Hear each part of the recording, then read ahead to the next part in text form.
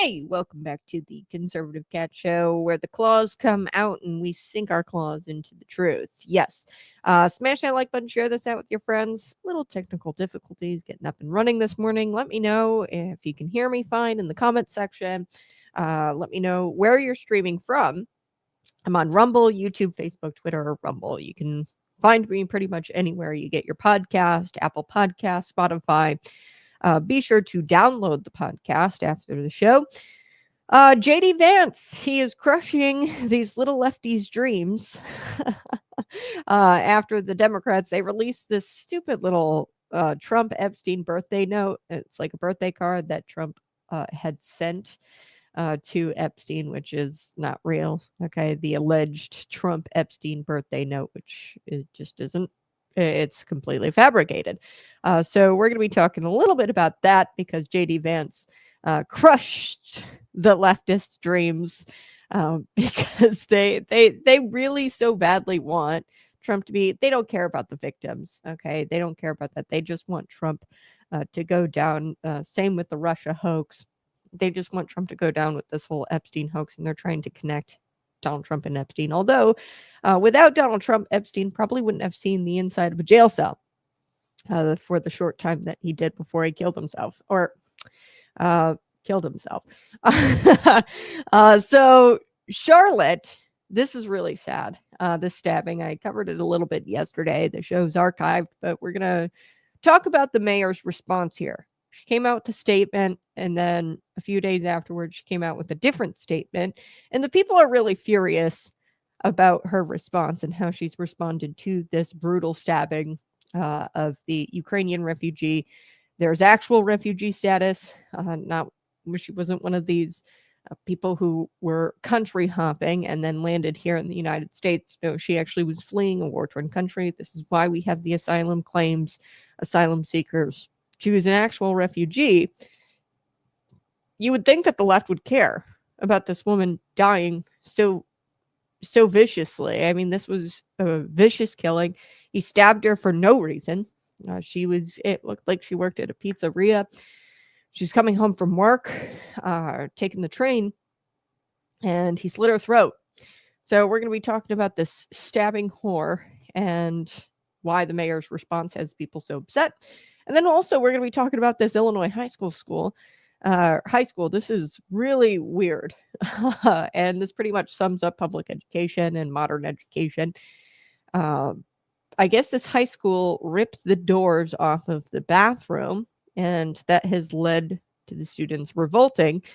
You're going to want to stay tuned for that because you couldn't make this stuff up if you tried. I wouldn't want to, but this is actually happening. And now I think it's 2 high schools up in the Chicago area. So we're going to get to all of that. Smash that like button, subscribe to the channel. You can support the program by visiting patriotpumpenergy.com.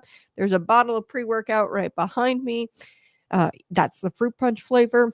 You can get $10 off using promo code ConservativeCat. That is the only promo code out there that is that deep of a discount. ConservativeCat, $10. Be sure to use it when you check out. Let's get into it. Vice President JD Vance, he crushed the lefties' dreams here, like only he could, because it's JD Vance. Let's be real. And he did this after the House Democrats posted this image, okay, and I'm going to say an alleged image of a birthday note, although I know it's not alleged. They claimed that it was President Donald Trump's birthday note to Jeffrey Epstein, the convicted sex offender, the dead convicted sex offender. Like I said, I don't think Donald Trump knows anything about Jeffrey Epstein. I don't think anybody knows anything about Jeffrey Epstein. I think that the court documents are sealed. Those have to be unsealed, I'm pretty sure, by our intelligence communities. So that would be Tulsi Gabbard. So I don't know if Donald Trump has been briefed that is, Pam Bondi has nothing to do with it. I would think that the intelligence communities, the CIA, the National Intelligence Director, Tulsi Gabbard, I would imagine they would have to take direction from the president to try to unseal those court documents. And even then, they're going to have hurdles to jump through because, those court documents have been sealed because there's victim names in there and they're trying to preserve the identities of victims. I want the Epstein files as much as anybody else. I want to know who was involved. Donald Trump doesn't know. Okay, that's at the end of the day, nobody knows because there's these court documents that are sealed. And I don't think Donald Trump has really much sway, as much sway as you'd think the president has in this situation. So anyway, there's this little birthday note that they claim is from President Donald Trump to Jeffrey Epstein. And I mean, the truth is written there for everyone to see. I look at this, I know it's not from Donald Trump. How do I know? Because his signature is iconic. Okay, this is not his signature. And who signs a freaking birthday card? Okay. A birthday card that would look like this. Okay, this is kind of like a sexually humorous birthday card that Trump sent Jeffrey Epstein on his birthday. Most likely Donald Trump wouldn't have signed something like this, even if he did. It's a sexually humorous card. I don't know. But it's not his signature. There's some things that are very distinct about President Donald Trump, and one of them is definitely his signature. He signs his hats, the MAGA apparel at all of his rallies, and more importantly, his executive orders. He signs those, and he has a very iconic signature. And, this is a fact, I guess, that the Democrats ignored, that the signature is clearly not his before. And then they posted this anyway. So they ignored this fact and they posted this birthday card, and they claimed it was proof that Jeffrey Epstein and the president had some sort of relationship. And that's why he's not releasing the Epstein file. So here's what the House Oversight Dems posted. They said, "Here it is," in all caps. And I'll share the actual tweet with you because it's pretty rich. They said, "Here it is. We got Donald Trump's birthday note to Jeffrey Epstein that the president says doesn't exist." Okay. So this all stems from a Wall Street Journal article that was, completely defamatory in my opinion, but there's probably going to be lawsuits coming soon regarding that. But the tweet goes on here from the Oversight Dems. They say, Trump talks about a wonderful secret the two of them shared. What is he hiding? Okay, release the files. And here's the birthday card. It's like, I don't know, sexually humorous type birthday card. It's weird. It doesn't even really look like a birthday card. And it says Donald J. Trump. And then here's the signature at the bottom. Okay. Like, are they trying to look stupid? Clearly, this is not his signature. I guess they omitted, this little fact that that's not his signature. And with most things over the last 10 years, I mean, it's hard to believe that it's been 10 years since, Donald Trump announced that he was going to run for office and become president in 2020 or 2016. It's hard to imagine that's been 10 years already, but over the last decade, about Democrats and the legacy media, they always claim something about President Donald Trump, and we later find out that it's always lies. Okay, so this is no exception. After this was posted, White House Press Secretary Caroline Leavitt, she was one of the first people to kind of slam this for what it was. It is the Democrat Epstein hoax. And she points out how we can see with our own eyes that President Donald Trump did not sign this. I'm going to take a drink. Hang on. Okay. So this all kinds of this birthday card, it stems from the Wall Street Journal, and they published a piece that proved, that this birthday card was real, and it actually later turned out to be false. Or that they couldn't prove it. They had all kinds of unnamed sources in it. And it's just so ridiculous. And this is what Caroline Leavitt said. She said, the latest piece published by the Wall Street Journal proves this entire birthday card story is false. As I've said all along, it's very clear that President Donald Trump did not draw this picture, and he didn't sign it.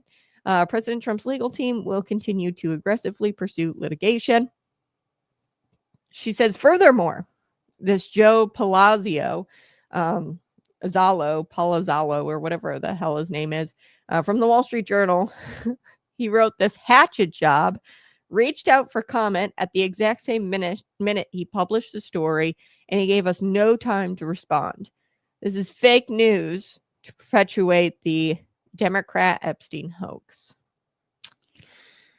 So there you have it. And the vice president, J.D. Vance, that's what brings me to today's story. He reacted to Caroline Leavitt, the White House press secretary's post, and he called it rightly what it was. It was BS. He says, this is just BS. He says, quote, and this is important because I get people in my comment section all the time, these trolls who talk about how Trump's a pedophile. And I've told you multiple times that if Trump knows, most likely it's a national security issue, and, releasing the files or releasing the client list, I'd imagine, is going to result in global economic collapse. That's how deep I think this goes. Global economic collapse, we're talking banks, CEOs of banks, world banks being pulled out of boardrooms. And when that starts to happen, global economic collapse is soon to follow. And, he's got to weigh that as the president. I'd like to think that I would just release the names anyway. And be that it may, we might just have to face global economic collapse. Probably a good thing I'm not president. But that's if he even knows. And I think I'm going to err more towards the side that Donald Trump doesn't even really know what the list is, where the files are at. I don't think that he's able to release them because they were sealed under a different administration. Okay. Not his administration, these files. And they were sealed by intelligence communities. So I think that Tulsi Gabbard would be the one that would have to unseal them at the direction of the president, perhaps. But I think that the president doesn't really know, or he hasn't been briefed, that it's not really Pam Bondi who is in charge of this. Like, we were all ripped Pam Bondi, and yes, she totally botched the rollout of this because she came out and she acted like she knew what she was doing. Like everybody, they want to impress their boss, right? She probably wanted to impress Donald Trump, and she kind of took on this role of the Epstein thing, but it's really not her job. I would say that the intelligence communities would have to release these court-sealed documents. And even then, I think that the intelligence communities would have to jump through all kinds of hurdles in order to get this done, if they can even do it.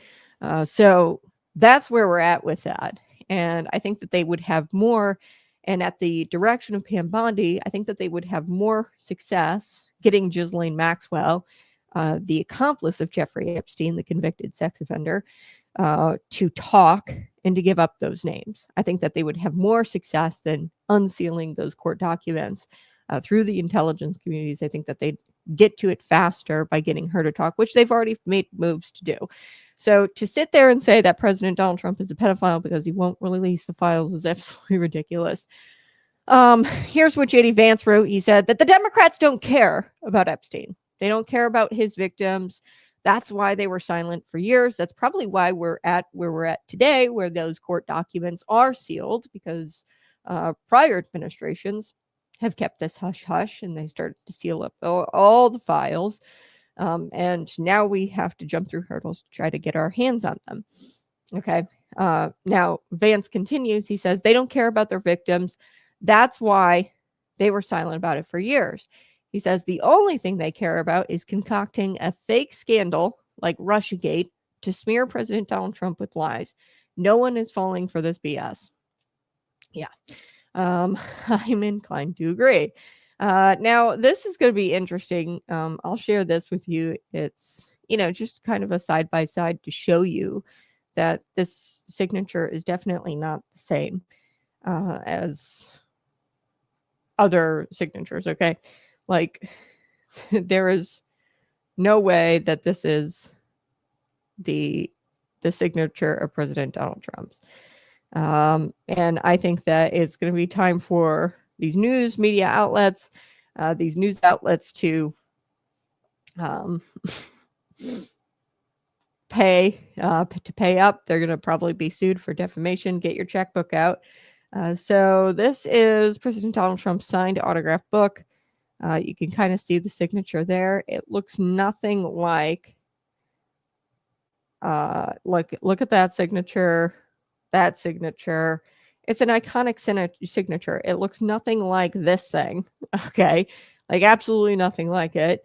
And, I guess the Democrats didn't look at that fact before, taking to social media and claiming that this was in fact signed by President Donald Trump.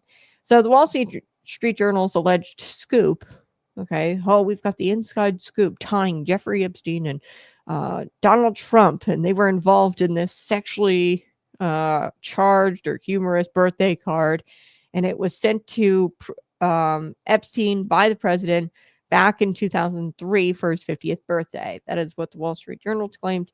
Now the Democrats are kind of jumping onto it, and they're making social media posts, much like they lied about how President Donald Trump was dead or that he was sick over the weekend when he only took like a day off or something like that.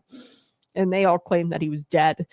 And that was pushed by, what was it? I think it was the Lincoln Project. There's some leftist organization that pushed that rumor out there and got all of their Redditors to, parrot that rumor and to repeat that rumor. And Trump immediately labeled this Wall Street Journal article a fake story, and he said that a lawsuit is coming. So we'll have to see when that lawsuit drops. I'm sure it'll be soon. Sometimes the Trump legal team, as Caroline Levitt said, is working on it. They're going to continue to pursue legal action. So good.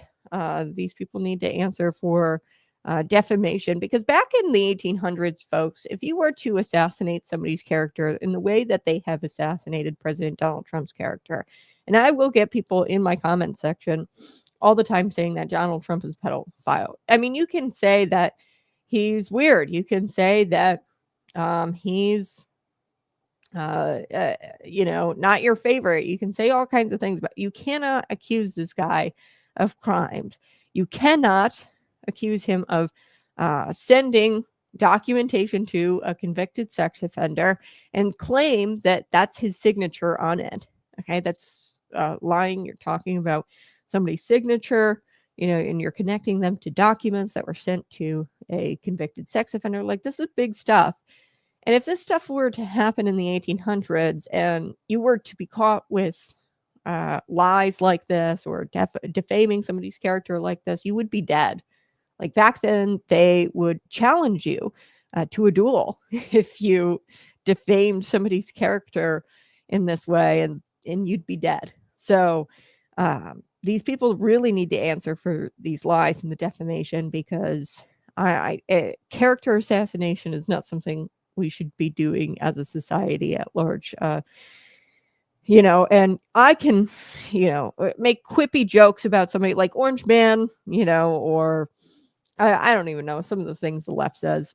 Like, I'm not even against all of that, or that he's old, things that aren't necessarily defamatory. Accusing the guy of crimes and saying that he signed something that he didn't, this goes beyond like taking jabs at the president or expressing your dislike of the president.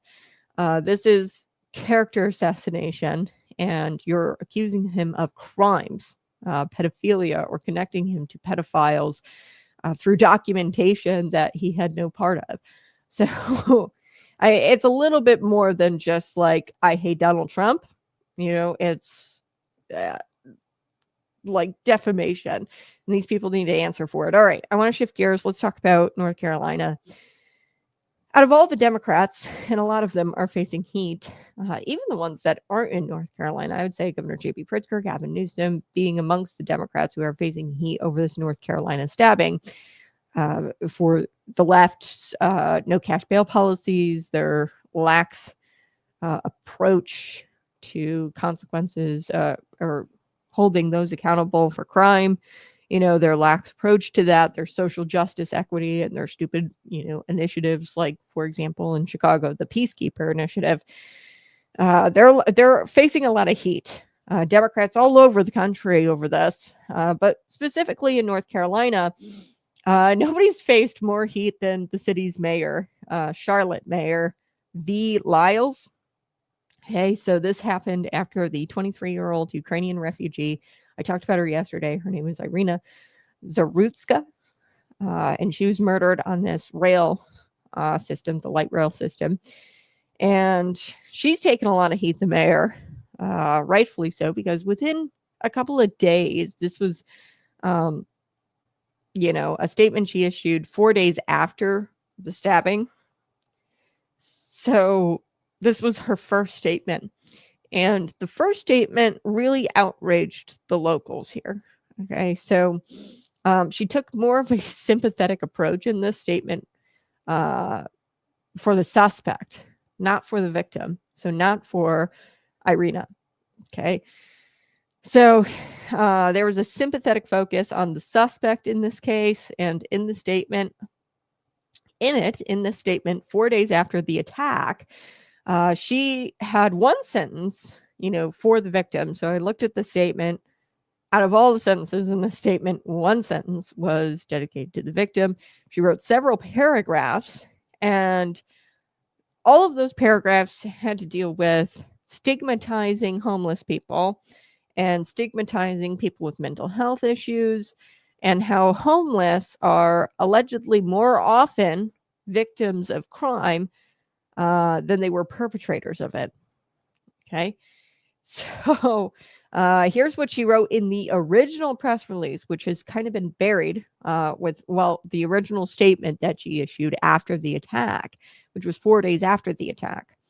And this all happened back in August. Okay? And the video is just coming out now, and it's become viral. This is what she wrote in the original statement at the time of the attack, 4 days after it. We will never arrest our way out of issues such as homelessness and mental health.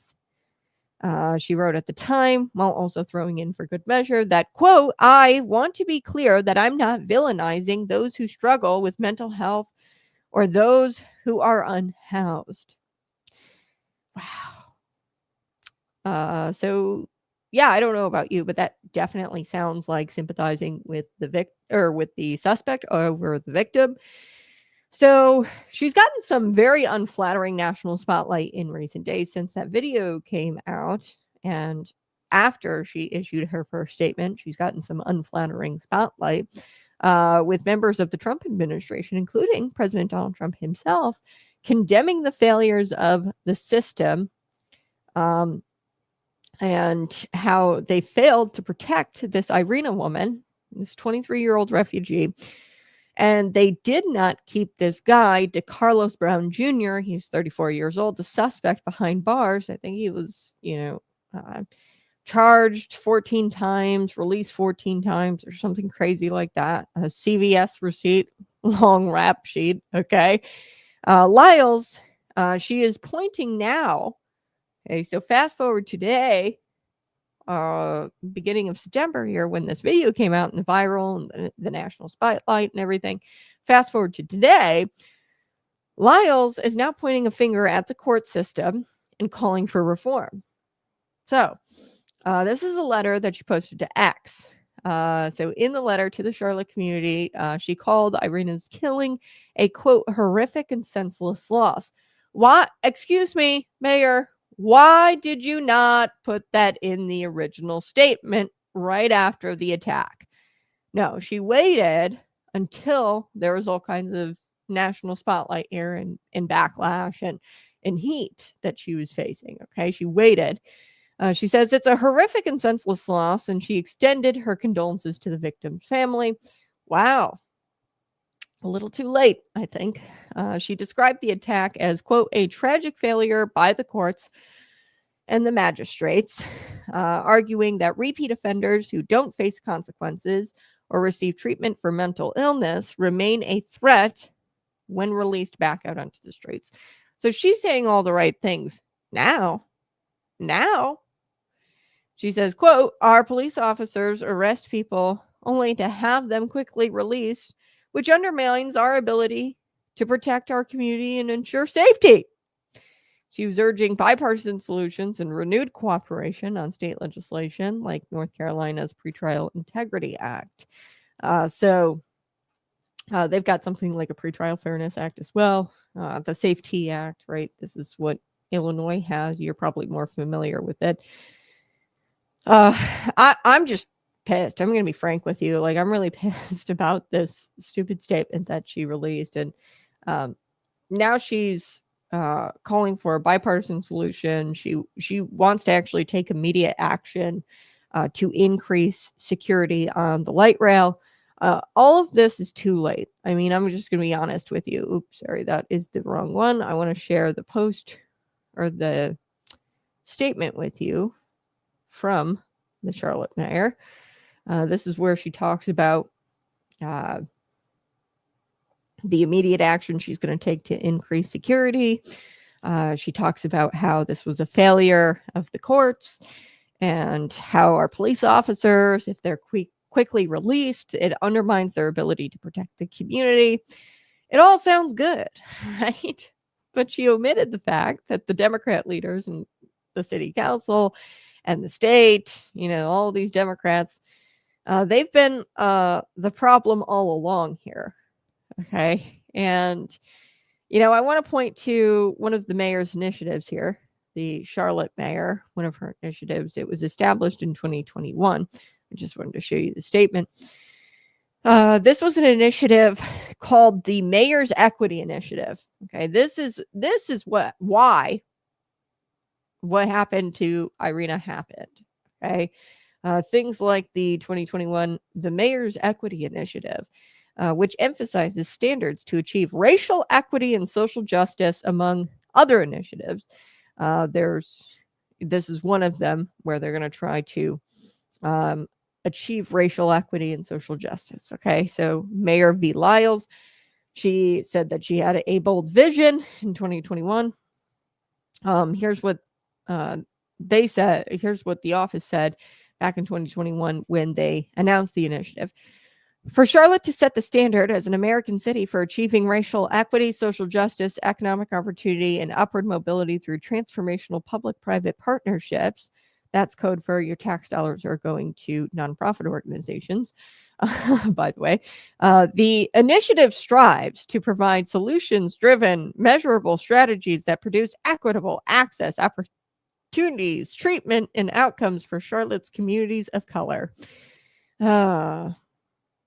So people have been complaining about repeat offenders in this city for a long time, much like what's gone on in Chicago, Washington, D.C., New York City. People have complained about repeat offenders. People have complained about no cash bail policies. Yet this is the first time I have seen an elected Democrat with a strong position of leadership, a position in leadership. Okay, so she's the mayor of a major city. She made a forceful statement on the issue and talked about repeat offenders getting out and how that's not good for the police and how it undermines their ability to protect and secure. And, this is the first time I've ever seen a Democrat come out and say, like, hey, we have to do something about pretrial release. Hey, there has to be a solution here. We can't have repeat offenders. We can't have the court screwing up and letting the repeat offenders out. This is the first time I've ever seen a Democrat, first time ever, specifically a Democrat of strong leadership position like a mayor, make a forceful statement and talk about,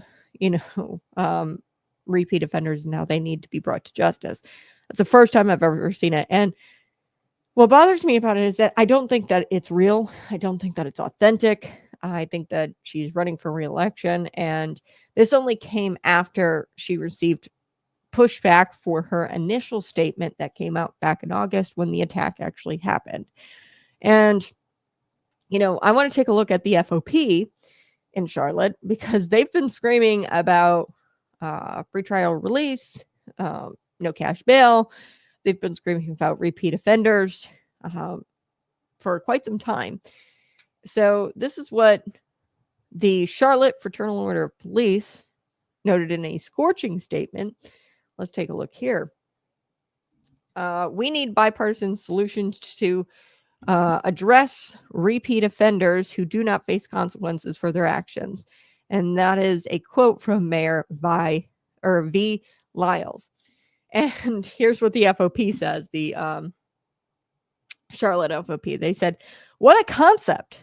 maybe if the mayor followed our Facebook page for, I don't know, maybe the last 5 years or so, she'd see we've been complaining about this and calling for action, and it's been met with crickets. Maybe when our lodge president called for a public resignation of the then Chief District Court Judge Elizabeth Trosh, who was the one who originally let out the guy who killed this woman, this Ukrainian refugee, Mayor Lyles could have called him to find out more, but she didn't. So we're glad that the media is not letting this story go. If it is uncomfortable to read, good. It's supposed to be uncomfortable. This poor girl was killed because of the failures of a system designed to protect her. Think about that. You flee from Ukraine, a war-torn country. You come here for peace, and then you're met with a knife slitting your throat on a train when you're getting off of work. We definitely failed her. It never should have happened. While we've been calling for change for years now, our leaders finally care. So there was calls for this chief district court judge to resign, but all crickets, up to this point. So I wanted to share this with you. Oh, sorry, I didn't pull up the statement. There's the statement. And it was a scorching statement. And I want to be clear that I don't think that this is authentic. The calls now for addressing repeat offenders. I think that this is all about Lyles being up for re-election in November. There are also several Democrat-controlled or members of the Democrat-controlled city council there in Charlotte who are up for re-election, all of whom, by the way, including the mayor, they have touted their platforms on, or have created platforms on equity, social justice, affordable housing. They've included that in their platforms and on the campaign trail, including, the primary opponents of some of these Democrat city council members. So they're running for re-election, but their primary opponents as well have those types of platforms. So I think that this is just all smoke and mirrors. That they're not really actually serious about cracking down on crime or addressing the failures of the system, the court system. Though in fairness, some of them have talked about crime. I will say the candidates of the incumbents and those who are primarying them, they have talked about crime a little bit, some of them. But I will say the racial equity crap, the social justice crap, the woke policies and priorities, they all take precedence before the crime issues, okay? So they might mention crime a little bit on their campaign trails, some of these Democrat city council candidates for the city of Charlotte, but most of the time they talk about the woke crap, okay? So, when you live in a blue city, you have to kind of work with the hand you're dealt, okay, as far as elected officials go. And I pray that the issue of repeat offenders getting out finally gets addressed. I pray for that all the time. I pray for that in Chicago. But I'm not optimistic that this is going to be addressed in a meaningful way in the aftermath of this tragedy, because people will say a lot of things to get your vote. People will do a lot of things to get your vote, and none of it actually works. None of it is actually beneficial to you. None of it's actually true. And they'll say a lot of things to get elected, or even do a lot of things to get elected. So they might try to do some, initiatives right out the gate here in the aftermath.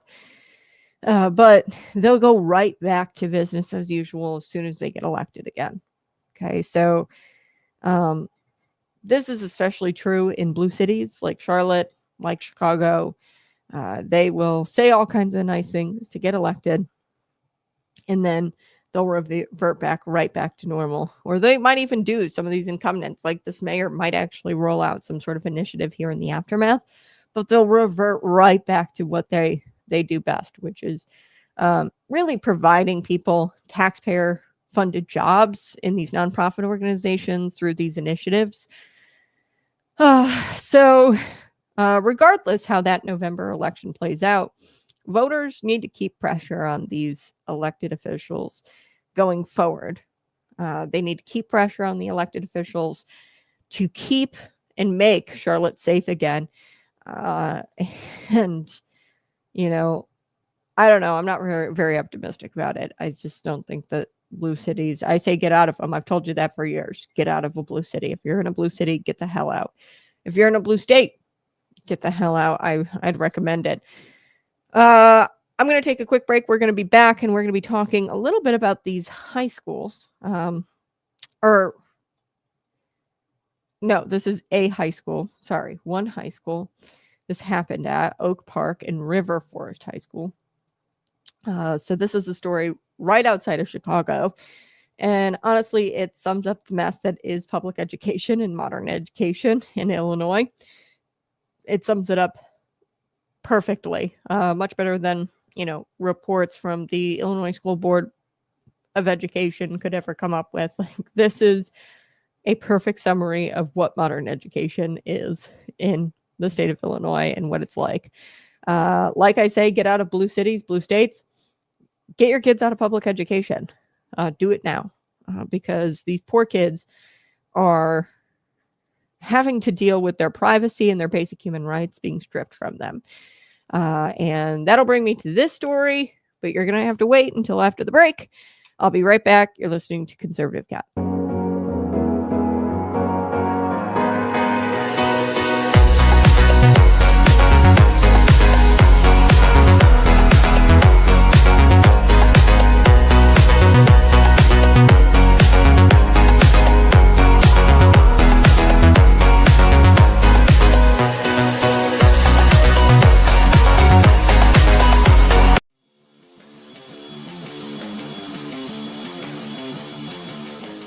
This is Conservative Cat Clips, and this is the place where we remind you that your children come from God and they don't come from the Department of Education.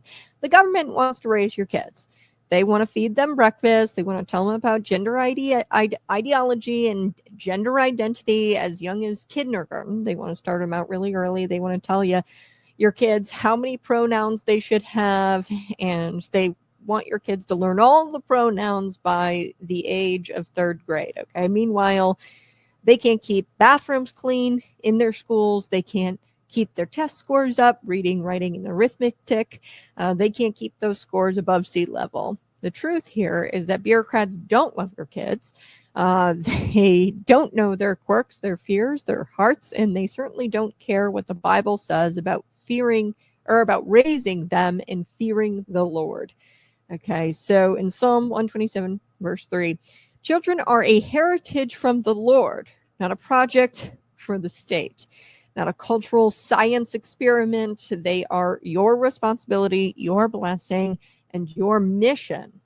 Okay, but what happens if you step in and they say, I'll take it from here? Okay, and what happens when you step in and say, hey, I'm actually going to take responsibility and I'm going to participate in raising my child? You show up to the school board meetings, you ask about the curriculum, you object to Drag Queen Story Hour and Drag Queen Library Story Hour and all of these pornographic books in the libraries. What happens when you say, I'm going to take it from here, I'm going to start participating in my mission and my responsibility in raising up my child? You are deemed a domestic terrorist. Okay, if you start showing up and if you actually start taking responsibility over raising your child, you are dangerous to democracy. They'll say that. And they'll say that all because you just started loving your kid enough to be involved. So we've normalized this idea that parents should just hand over their kids for 8 hours a day and play catch up over a microwave dinner and try to catch up on who your kid actually is. Your kids are strangers. That's not parenting, that's outsourcing. So the product here is a generation that is anxious, that is confused, and they are spiritually hollow. What if we flip the script? Really, what if we turned off the screens, cracked open a Bible, and actually parented the way Deuteronomy 6 tells us to parent, at home and all of the time? And I think that our future of the country actually depends on this. And I hope that we start parenting like our future and like the future of the country depends on it, because it does. So don't be intimidated. God gave you those kids for a reason. Raise them up in truth, teach them real values, and never hand over this sacred duty to the folks who say remote learning is the way to go, or gender identity, you can identify as whatever the hell you want. Don't hand over that sacred duty of parenting and raising your children to people who are just wacky weirdos. You can raise your children, and you are required to raise your children because they are a gift from God, and He's bestowed a sacred duty on you as a parent. This has been Conservative Cat Clips. Hey, go ahead and smash that like button, share this out with your friends, and be sure to subscribe. Lisa, I appreciate you being here this morning. Good morning. Didn't the Washington Post put the birthday card story out there a few weeks back and it was deemed faked? You'd be correct there, Bob. Yes. The Washington Post, the Wall Street Journal, they keep putting out this birthday card story because the left, like the Russia hoax, the Russia collusion hoax, they want this so desperately to be a thing that President Donald Trump and Jeffrey Epstein had some sort of relationship, because these crazed Redditors are obsessed with defaming and attacking and really assassinating Donald Trump's character, which there's a difference between not voting for somebody, not liking somebody's politics, and then completely defaming their character. I mean, back in the 1800s, you'd die for the sort of stuff they've done to President Donald Trump and his character. They'd challenge you to a duel and you'd get shot in the face if you did stuff like this, accused people of crimes that they didn't commit, or say that they sent documents to some convicted sex offender and claimed it was his signature when it wasn't obviously his signature on the birthday card. So yeah, it was deemed fake. Good morning. Appreciate you being here. The judge who released this monster should be prosecuted as an accessory after the fact. Yeah, the judge who did this with this DeCarlos Brown Jr., this guy, he just slit this girl's throat, Irina, and she was a refugee. It's so sad to think about. She left a war-torn country, thought that this country was safe, and turns out that she was riding the rail system back home from her job just to have her throat slit. She didn't do anything wrong. She just sat down. And it's just so sad. And I'd hate to say this, but I said it yesterday. Had the races been reversed, where it was a white guy slitting the throat of a black woman like this, the media would not stop talking about it. Thank goodness we've got alternative media like the Conservative Cat Show, Rumble. You've got your conservative influencers. You've got your conservative pundits out there making a fuss about this story. And rightfully so. We need to draw attention to how Irina's life was taken. And it was so senseless and horrific. And it didn't need to happen, because this guy was released 14 times. This guy should have stayed. And to the admission of the Charlotte mayor, this guy, the court system failed. The magistrates failed. The judges, they failed by letting this guy out and not holding him. Or giving him the mental health help that he needed, or locking him up in an insane asylum, whatever the case may be. I can't afford to move, Kat, but I can't afford to stay. Yeah, that kind of brings me to this story. Have you guys heard, actually? I want to kind of talk about this briefly, because I'm seeing more and more reports, and it's looking like Darren Bailey is going to actually announce his run for Illinois governor next week. So exciting. Obviously, if Darren Bailey enters the race, up to this point, I've kind of said, if the election were to be held today, Ted Dabrowski, 100%. Darren Bailey entering the race. That's exciting. Very exciting. So a source close to the 2022 Republican gubernatorial nominee, Darren Bailey, just called to say that Bailey would indeed run for governor again in the coming 2026 election. The source said that Bailey's running mate would be Aaron Del Mar. The formal unveiling will take place next week, I was told. So this is from Rich Miller of Cap Facts, and that is what he's reporting. So question to you, throw it in the comment section. Darren Bailey for governor? What do you think? I'm pumped. I'm excited. It's going to be an uphill battle. I really hope that the Bailey campaign answers this question. Hey, why didn't we win last time? And they really think about that question, and they go into this campaign addressing that question. And I hope they get that answer before they enter the race. He's the only one that could win. I'm going to be honest with you, like Ted Dabrowski, all of the other candidates are kind of meh, in my personal opinion. I like him, but I don't think that he's got nearly the name recognition Darren Bailey has. And I don't think he's strong enough as a public speaker. That's just my personal opinion. I don't think that he'd be strong enough to win against Governor J.B. Pritzker. Pritzker is a polished politician. Ted Dabrowski, he's a number guy. That would be my only complaint of Ted. Darren Bailey, he's a smooth talker. He's got the Southern accent, but he's a smooth talker, and I think that he'd be able to defeat Pritzker in 2026. All right. Just wanted to deliver that news to you this morning. I do want to talk about a high school. This is a conservative cat show. This is where the truth prowls and the nonsense gets clawed up into pieces. Subscribe to the channel right now. Do it right now. Today, we've got a story. Oak Park and River Forest High School, right outside of Chicago. And honestly, the story kind of sums up the mess that is modern public education today. And this story is about bathrooms. So you heard me right, bathrooms. And this is about the way adults in charge, the administrators, the teachers, and how they are supposed to be the responsible ones, how they can be so short. The story is about how they can be so short of common sense that teenagers end up being the voice of reason here. So here's what happened. Come close.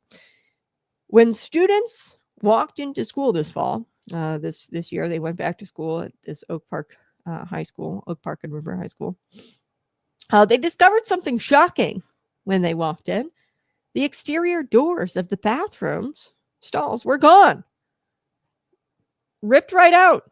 Imagine being a high schooler, walking in, facing your first day of school, and finding out that the school leaders have decided that, privacy is optional. There was no warning. There was no vote. There was no conversation. No school board meeting to discuss this before the public. Members of the public didn't know. Just poof, the doors are gone one day. Now, the school had its explanation. Last year, there were a lot of problems in the bathrooms, and I don't doubt this. This is, right outside of Chicago. I'm sure that there are a lot of troubled children. There's vaping, there's skipping class, there's sneaking fights, causing trouble, and they're going into the bathroom stalls to do it. And the administrators decided that the solution would be to make the bathrooms more open, easier to monitor. And this was their brilliant idea that they came up with. And they said, hey, let's just take the doors off. Folks, that's like banning spoons because somebody spilled their soup. Okay? It's lazy. It punishes everyone for the sins of the few. And it's humiliating for students who just want like a basic level of privacy. Hey, can I pee with the door closed? Right? So enter in this woman or this young lady. She's a very brave high school junior, and her name is Layla Rosenthal. Okay. And she looked around and she saw that her classmates were upset, and she said, hey, this is a loss of dignity for us, and she decided that she wasn't going to let this nonsense slide. So she created a petition, okay, called We Need Doors. Okay, that's what the petition is called. And I've seen this circulating on social media, this petition. Kids in America, they are begging adults in charge, the administrators that we pay hundreds of thousands of dollars for in tax money, And we pay hundreds of thousands of dollars in pension money for them to retire with these cushy little plans. They are begging those adults to give them some sort of basic privacy, the basic privacy of the bathroom door. We have kids begging adults for that in public school. So Layla, her petition here, laid out what should be really obvious to any adult, any grown up, that bathrooms are a place where students need privacy. Students and staff need privacy. They need a moment to themselves. You know that the staff probably has their own little bathroom and their own little teacher lounge bathroom. Okay. So really, I think it's probably more so the students who are affected by this policy. But this is a place where students and staff can go for privacy, for a moment to themselves, for a little security, right? She wrote that the school's decision here disregards the basic needs and contributes to anxiety and distress among students. So it's interesting, her choice of words there. She says contributes. So there is definitely an environment here, I think, coming from the student, an environment of distress and anxiety that this high school is fostering. Okay, so she's absolutely right. This decision takes away, obviously, basic privacy. And you don't solve problems by creating new ones. Right? So here's the kicker. Layla, she set this very modest goal of 500 signatures for this petition. Get this. The petition has like 11,000 signatures. She blew past her goal of 500 in just a couple of days. You know, she was probably thinking a few classmates, some parents. No, everybody in the state of Illinois is practically signing this thing. Not just students at one high school, but you got parents, community members, and people across Illinois saying, hey, what's wrong with you people? Put the doors back on for the damn kids. What's wrong with you? And you know why that caught fire? You know why this petition has caught fire? It's because privacy isn't a luxury.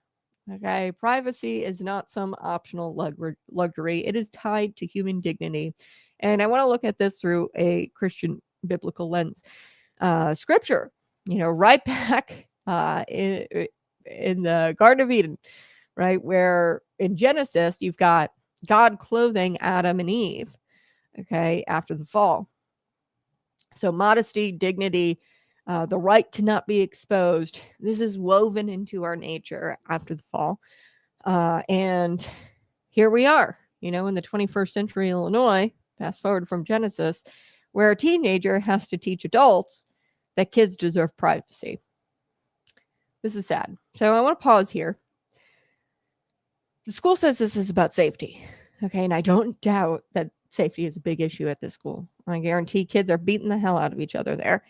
Okay. Much like in Bloomington. I mean, I saw all the videos come out. I, talked about it on this program. I called it the Bloomington Brawl. I mean, brawls for a few days, a week, where kids were filming themselves beating the crap out of each other. In fact, sent one school resource officer to the hospital. Okay, that was at Bloomington High School. I don't doubt that, there is a need for safety here. Safety from vaping, yeah, sure. Safety from skipping class. Okay, safety from kids sneaking, into trouble or getting into trouble. I don't know. Yeah, sure, whatever. But what is going to be the real result here? It's safety theater is what I want to call it. The appearance of action. Okay, this is not actually going to address the root problem, which there seems to be an environment of anxiety, distress, and a lack of discipline. Honestly, if the kids are vaping in the bathrooms, and it seems like there's an environment of like a lack of respect, a lack of engagement, real engagement with students. And instead of cracking down on the misbehavior, what they're doing is punishing everybody. And I think we're starting to see a pattern here. Let me know in the comment section if you're starting to see this pattern. Chicago politicians do the same thing. Okay, so it's not just the school board and the administrators here at that school district or at that high school. Crime spikes. And instead of holding criminals accountable in Chicago, they restrict law-abiding citizens. Violence erupts. And you've got calls for more rules on gun owners. the Protect Illinois Communities Act. Remember that came out of Cremo, I think his name was, the mass shooter. It was a 4th of July parade. So a violent criminal erupted, and, a criminal took the lives of people, and guess who paid the price? It was you and I, the law-abiding gun owners, who never really hurt anybody. Okay, so kids vape in the bathroom, and instead of disciplining those kids, they rip the doors off of the bathrooms, and they discipline, the kids who did nothing wrong. They rip the doors off the hinges. So this is just totally backwards. And to be frank, it's really lazy. And it's sending a wrong message to the youth, to our children. One alumna of the high school, her name is Amy from Rolling Meadows. She was quoted in the Center Square, and she put it perfectly in her comment in the petition. Okay, so she has a comment here on the petition. She admitted vaping happens in the bathrooms, but it also happens everywhere else in the schools. Taking away the doors don't solve that. What you're going to do is increase paranoia, and then you're going to increase tensions and anxiety for kids who no longer have a safe place to take a breather, to pee, okay, and to gather themselves before going back to class. She's completely right. This is not a solution. It is a punishment for everybody, including the kids who don't do anything wrong. So there's a bigger issue. Schools like this are teaching compliance. So what are we teaching our kids by doing this? We are teaching them compliance rather than courage. So we're training our kids to accept that their dignity can be stripped away as long as it's for the greater good. And this is socialism at work. Hey, your dignity, your rights can be stripped away from you just as long as it serves the greater good. They're learning collective punishment is normal. They're learning that institutions have more power than individuals. And that is a terrible civics lesson, and something that you should not be sending your kids to public school to go learn. So contrast that with what this little girl did. This young lady, she's a junior in high school. She stood up, she wrote a petition, and she made her voice heard. She learned what it means to speak up against authority. She got thousands of people behind her, 11,000. And she's learning a real civics lesson here, one that our founders knew, that freedom, privacy, and dignity are worth fighting for. And let's be honest here. How pathetic is it that you've got teenagers showing more wisdom than the adults who run the school? The adults, by the way, who are paid handsomely. How embarrassing is it that you've got high school kids out there who have to remind these administrators of something as basic as a bathroom door? Hey, this is privacy, and something basic like human beings should be afforded in our public schools. Okay. This is upside down governance, completely upside down. And this story is so much more than, about bathrooms. Okay. It's about what happens when leaders give up on addressing bad behavior directly. And we're seeing that across the country. We saw it in the North Carolina Charlotte case. They stop holding people accountable, and they resort to stripping the rights away from everybody else. And whether it's schools removing doors, cities banning firearms, or governments restricting your liberties, it's the same spirit. Okay. They want to take away your dignity, your rights for the greater good. And that is socialism. It's easier to control the innocent than it is to confront the guilty. That is why they do what they do. And from a Christian worldview, that's the exact opposite of justice, by the way, because God calls us to defend the innocent and punish the guilty, to uphold what is good and what is right. And when you take the easy way out, you end up harming the very people you're supposed to protect. And that's what Oak Park and River Forest High School have done. They're harming the people that they're supposed to be protecting. And let me leave you with this thought. If a student has to beg her school for the basic dignity of a bathroom door, or the basic dignity of even like the transgender bathroom issue, right? The basic dignity of not having to share a bathroom with a man. If students have to beg their school to do this, and to use the bathroom and to use it with dignity, maybe the problem isn't with the students at all. Maybe, just maybe, it's a school system that has forgotten its duty. Its duty is to protect the privacy. Its duty is to teach discipline. And its duty is to uphold dignity. Okay. And if our schools can't even manage the freaking bathrooms with common sense, leave the doors on the stalls, why should we trust them with curriculum? Why do you trust them with your kids' curriculum? Why do you trust them with their safety? Why do you trust them with shaping our next generation? I don't trust them. Pull them out. Do it. This is the kind of absurdity that shows us just how far we've drifted from the truth, from liberty, and from family first values.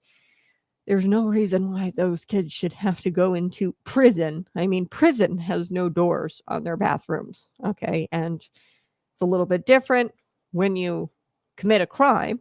Okay. You give up certain rights, the right to move about freely. A lot of felons don't even get the right to bear arms anymore. So that's different. You're sending these innocent children into these dens where they haven't been convicted of any crime, into these dens, these public indoctrination camps, and you're saying, "Hey, good luck," as a parent. And I'm not here for it. So here's an idea for Oak Park and River Forest High School. Put the doors back on. Very simple. Show the students that their privacy matters to you, and maybe while you're at it, get some backbone in your policies, right? Enforce discipline where it belongs, on the troublemakers and not on the whole student body. Okay, until then, don't be surprised when teenagers like Layla Rosenthal, the girl who made the petition, end up looking like America's founding fathers more than the adults in charge do. Because when common sense is missing, even a teenager with a petition can be a prophet in the wilderness. And that's exactly what this story is all about. She looks more like a founding father than the administrators who are paid hundreds of thousands of dollars and have degrees out the wazoos. All right, so I got to take a quick break, but today I do want to talk about Governor J.B. Pritzker. He's going to possibly be challenged again by Darren Bailey. Whoop, whoop. And he actually said something that will have your jaw drop. Now, out of all the arrogant things politicians have said either to me or in statements, and I've covered this extensively on the program for years now, politicians and the things they say and the statements they release, and a lot of it's freaking arrogant. This is truly saying something. This is the most arrogant thing I've ever heard a politician say in my life. And Governor J.B. Pritzker said it. So come back after the break and find out what he said. I'll be right back.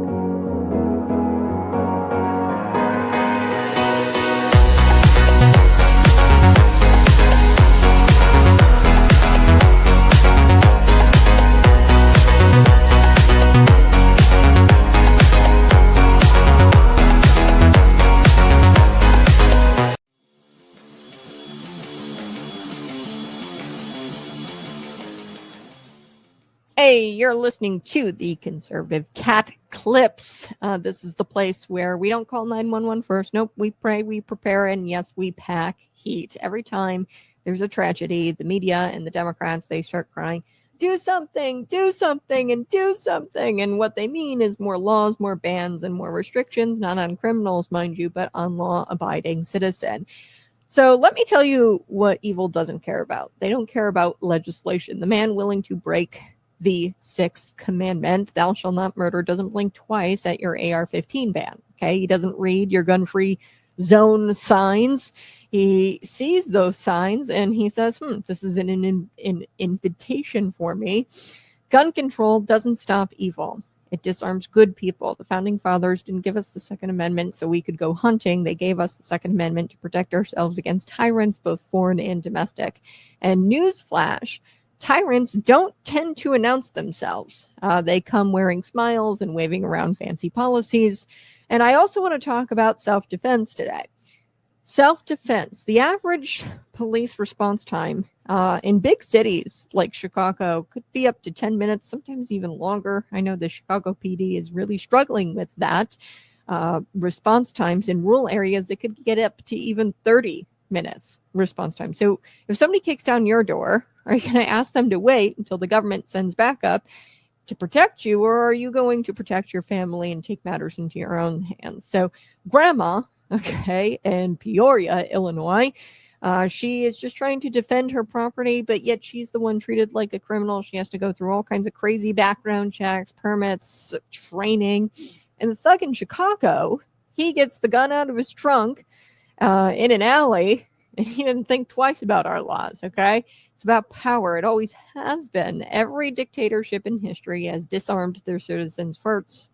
First, that's Stalin, that's Hitler, that's Mao. They didn't want competition. And once the guns were gone, so were the rights, the freedom, and the people. So a disarmed people is a controlled people. But an armed, faithful, and free people, that is a nightmare for tyrants. And really, it's a blessing to your neighbors if you are armed. The Second Amendment isn't outdated. It's eternal. And just like evil, just like our right, just like the evil has the right to do evil things, and that they will, we have the right to resist evil and to arm ourselves. And the Second Amendment is pretty dang clear, shall not be infringed. This has been Conservative Cat Clips. Smash that like button, share this out with your friends, and subscribe to the channel. Subscribe right now and tell a friend to subscribe. You can support the program by sending super chats, or you can go to patriotpumpenergy.com and get your bottle of premium pre-workout today. What we do, it's a energy drink alternative. We don't pump you full of caffeine and sugar and try to get you addicted to the product. What we try to do is provide you long-lasting energy, and we do it without any kind of artificial colors. And we do it by pairing the caffeine with something called black pepper extract. This is what gives you that focus. And I swear by it, I love this stuff. I drink it pretty much every morning. It's good stuff. 150 milligrams of caffeine is all you really need. You don't need 300 milligrams of caffeine. That's ridiculous. So go ahead, check it out. And as a Christian conservative company, our ministry seeks to provide men not only physical guidance, but a spiritual guidance. And you tell them about the Holy Spirit and about Jesus and how that's good for your health. You have a spirit man, and then you have a physical man, and you have to work on both. So that is what the ministry is all about. You can contribute to the ministry by buying a bottle of pre-workout. You can even use promo code ConservativeCat at checkout for $10 off. I give that to you guys because you're the best, and I love you. All right, I'm telling you, the best audience ever, the Conservative Cat Show audience. You guys rock. Send me a comment. Are you voting for Darren Bailey? What do you think about Darren Bailey running against Governor J.B. Pritzker? That brings me to today's story. Truly jaw-dropping. I've seen a lot of arrogant things come out of politicians' mouths over the last, I don't know, I've been doing this for 5 years now, 6 years. I've seen a lot of crazy things. This is one of the most arrogant things I've ever seen, and that's saying something. I would say the most arrogant thing I've ever seen. Governor J.B. Pritzker, the billionaire of corn dogs, him at the state fair and his corn dogs and his carbon taxes is, he taxes you and provides tax credits to these CCP-backed companies, electric vehicle battery maker Goshen, these semiconductor, or the, not even semiconductor, the supercomputers, or what is it, quantum computing. He provides tax credits to all of these startups, That guy, Governor J.B. Pritzker, he looked hardworking Illinois families in the face and in the eye. And he basically said, if you don't like it here, just get up and leave. No, folks, that's not leadership. No. That's what you say to your kid, if they're not eating dinner or if they complain about dinner, you say, fine, go to your room, don't eat dinner. You don't say that when you're running a state into the ground there, JB. That was probably not the best move. And I think he instantly regretted it. So we're going to play the clip. I can see it in his eyes. I think he instantly regrets that he said this. But that's just how arrogant the guy is, in my opinion. So here's the kicker. Illinoisans are leaving. Okay, he says, get up and leave if you don't like it here. Okay, they are leaving. Families, farmers, businesses, churches. We've lost population the last 10 out of 11 years. And why? Because life here has gotten harder. It sucks. It's more expensive. It's less safe under the Governor J.B. Pritzker regime. It is no longer the state of Illinois. I would say that this is Pritzkerstan. He operates the state as if it's his own country. And I don't mean that in a hyperbolic sense. I mean that quite literally. He tries to do trade deals. He sanctions other countries. He abandons the federal regulations or completely thumbs his nose at federal guidance. The FDA, he's transitioned us off of FDA standards, and he wants us to go off the World Health standards, the World Health Organization standards. I mean, this guy's running it like it's his own damn country. Okay, so meanwhile, you've got Indiana literally considering redrawing their borders to try to welcome some Illinois counties into their state. So imagine that. Your own people are begging for adoption or papers from the state of Indiana. Please adopt us, Indiana, some Illinois counties. And it's quite a few counties. I think it's up to 33 who have passed referendum saying that they'd like to secede from the state of Illinois. That tells you everything you need to know about this state and where we are as a state. So let me break this down. Pritzker said, quote, I'd like you to stay and work together with us, but if you want to leave, then get up and move. I still can't, that's dripping with arrogance. Like, this is the mindset of an out-of-touch ruler, not a servant leader. Okay. The Christian worldview, it tells us that leaders are supposed to be shepherds. They're supposed to protect. They're supposed to serve the people who are entrusted to them. Okay. And Pritzker doesn't see Illinoisans as people. He sees them as ATMs with legs. Okay. And he sees you as a property tax card. Swipe your property tax card, drain your paycheck for his schemes. And if you complain, well, you better pack your bags, you dirty little peasant. Take a listen to this. This is shocking stuff. Here we go. Look, I think partisans and people who don't support the fact that this is mostly a Democratic state are looking for any way to get attention.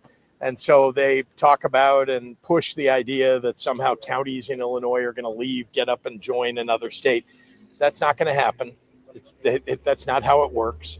If they really want to get involved, they should actually show up, vote, make sure that their voices are heard. I've done that my whole life. I think I've been in areas, lived in areas that were Republican controlled as a Democrat.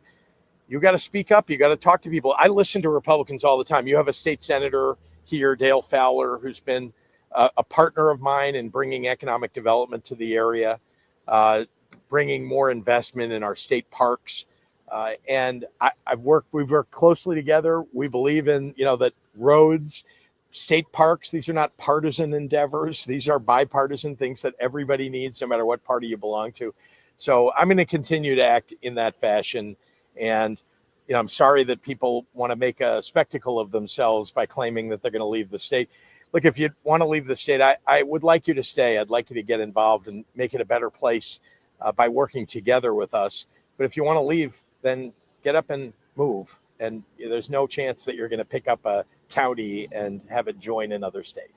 You ran this state into the freaking ground, and everybody can see it. So I think that's insulting to the people of the state of Illinois. It's insulting to every Illinoisan that the governor has the audacity to say, if you don't like what's happening, if you don't like my radical measures, you can leave this state. This governor had a $55 billion budget. He spent $3.4 billion on illegal immigration. We have the most radical abortion laws in the books in the entire country. He is letting men and women's sports, men and women's safe spaces, violating all of these common sense social issues. We have third graders who are taking gender hormone treatment, kindergartners who are taught they don't know the difference between a boy and a girl. And this jerk has the audacity to tell working class people in the state of Illinois, if you don't like it, leave. Give me a break. To come up with a solution, you have to admit that you have a problem. And that's one thing that J.B. Pritzker has not been able to come to grips with is, because if it was me, I would be doing some soul searching and asking the question, why are businesses and people leaving the state of Illinois? And, to me, the answer are as clear as the nose on your face when you think about the things that he has destroyed here in Illinois. He's destroyed safety and security. He's destroying quality education. He's destroying economic opportunity. He's destroying our energy independence. And those four things are huge drivers for the quality of life issues there in the state of Illinois. Every working class family has been suffering because of Pritzker and the Democrats' bad public policy.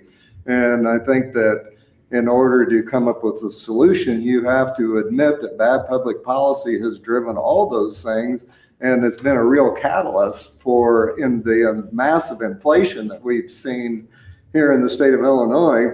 And the good news is that the environment was created through bad public policy, and through good public policy, everything that's wrong with Illinois could be fixed.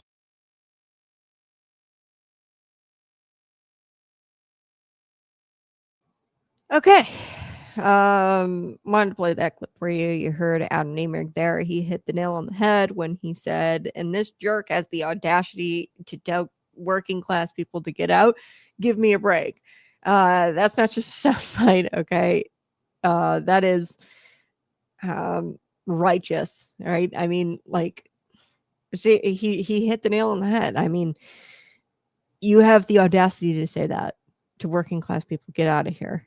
Pritzker's family, they eat caviar, I'm sure, in Gold Coast mansions, and our families are scraping together money for groceries after yet another tax hike.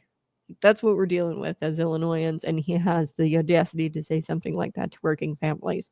He's eating caviar, I'm sure, in all of his Gold Coast mansions, and his daughter gets to race all of these horses, and in Florida, and these beautiful, mansions. He's got all these beautiful mansions.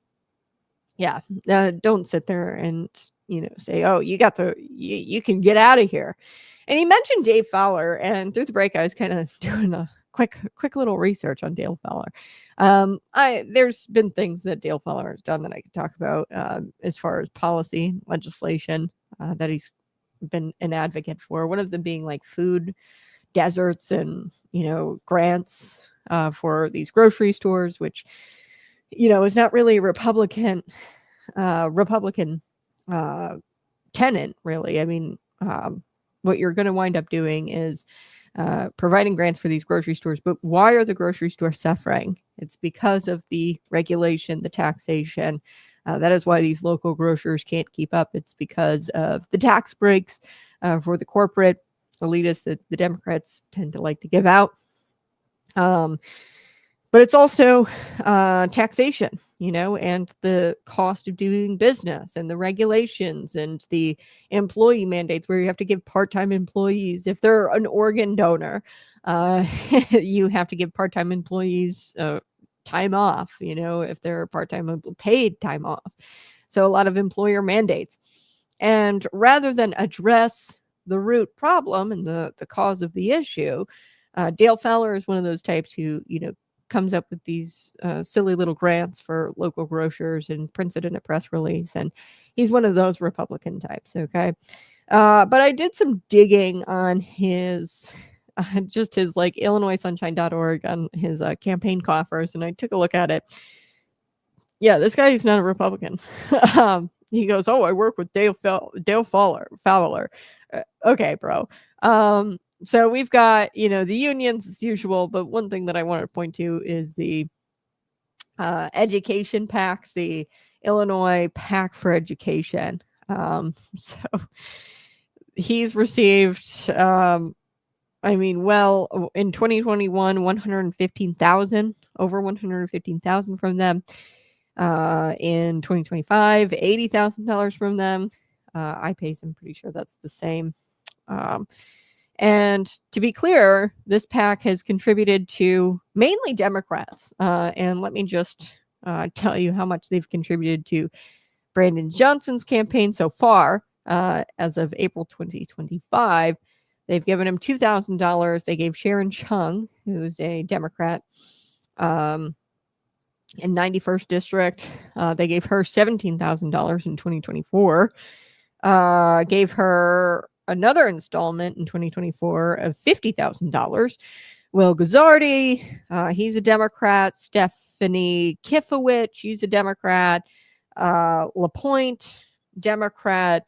Maura Highshower,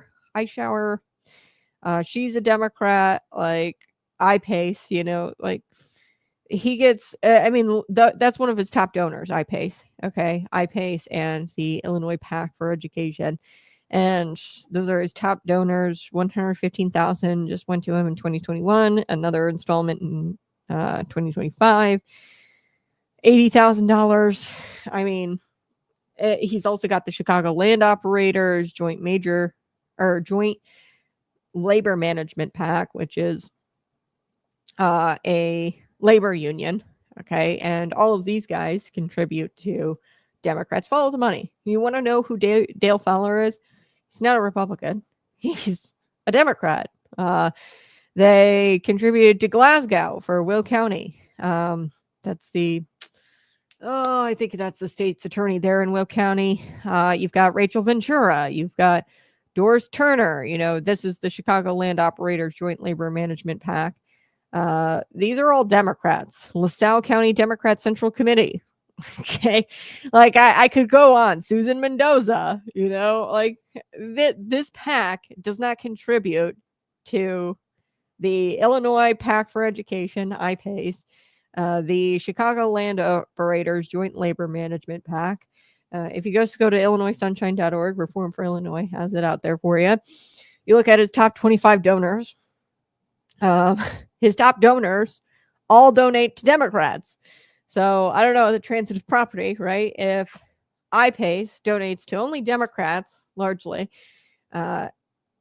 and Dale Fowler is just, you know, one of a handful of Republicans who iPace contributes to, I would say I would err more so on the side that Dale Fowler is a Democrat, right? So when JB Pritzker throws out that guy's name, it doesn't mean that JB is a bipartisan type guy or that he respects Republicans or works with Republicans. No, he works with Republicans who are Democrats and are a part of the machine, the political machine that is this unions and the campaign contributions, like $115,000 plus $80,000 from the education or like from this iPad or this iPace, the Illinois PAC for Education. Like that is the political machine. Dale is a part of the political machine. So therefore, yes, JB works with him. Okay. It's not that he works with Republicans. He works with people who are a part of the machine. Okay. Let me talk about this. 10 out of the last 11 years, Illinois has lost population. And that's not an accident. That's not bad luck. That is the fruit produced out of rotten leadership. Okay, safety and security completely gone. Carjacking, shootings, they are the new normal in Chicago. Education, hollowed out by unions and ideology, not excellence. We talked about, you know, education. This story was the epitome of modern education in Illinois. You've got administrators taking the bathroom stalls off of kids' doors, off of the students' doors in the bathrooms. Economic opportunity, businesses are fleeing to Indiana, Tennessee, Texas. Energy independence, trashed by green fantasies that shut down coal plants while your electric bill climbs because they've taken off coal plants off the grid. They don't allow nuclear to expand. And they are pushing wind and solar, which if you really knew how wind and solar work, and I won't get down this rabbit hole, but if you knew the science, you would know, or you would not have the position that wind and solar are green energy and that they are solutions.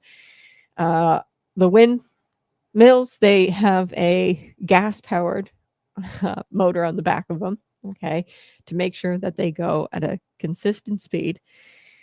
And if it's a really windy day, the motor pulls back the windmill so that it goes at a consistent speed. If it's a not so windy day, it gets the windmill to, turn.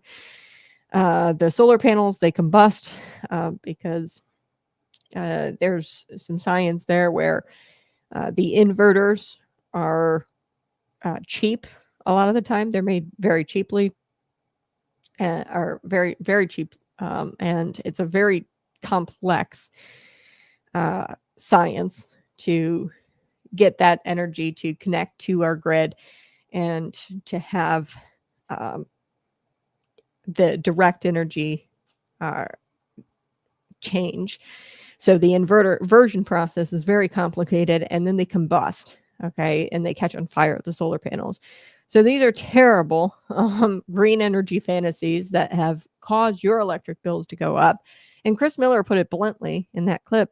He says he's destroying safety, education, economic opportunity, and energy independence. And those aren't minor issues, folks. Those are the pillars of what makes society function.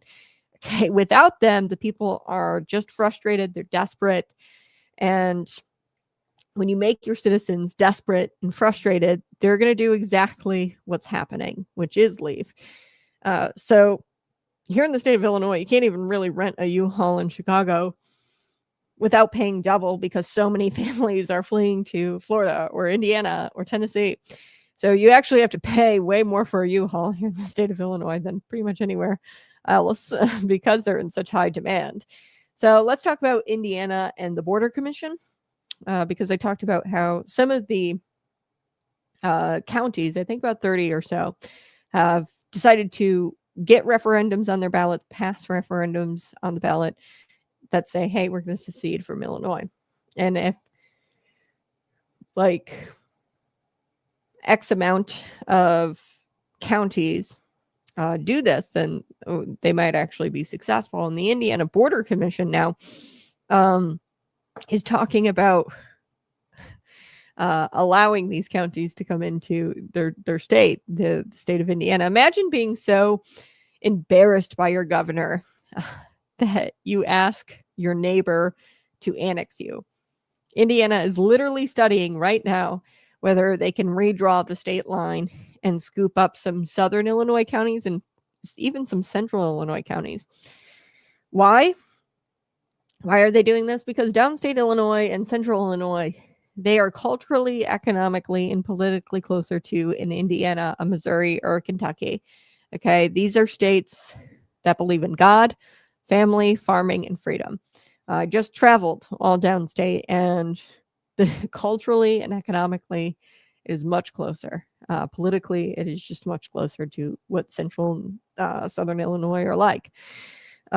If Chicago and Springfield, they want their socialism, they want their drag queen story hours, they want their sky-high taxes, sure, whatever, more power to you. But Effingham, Marion, Clay County, they want traditional American values, and Indiana is closer to that. So we should definitely annex ourselves. I'll tell you this, I'll probably move to a county that is, in front of Indiana. I would be all for that. Sorry. I had to take a drink. Okay. Now, of course, Pritzker sneered at this. Indiana Border Commission taking a look at this, and he said, there's no chance of that actually happening. No chance you're going to pick up another county and have it join another state. Oh, really, JB? I think that he is ignoring history because history tells us otherwise. Did you know that West Virginia broke off from Virginia, Maine broke off from Massachusetts? And there's nothing sacred about the Illinois map. If tyranny keeps being unchecked, keeps running unchecked, don't be surprised when your people start to demand new borders. History tells us that that's happened before. So here's the spiritual reality of all of this.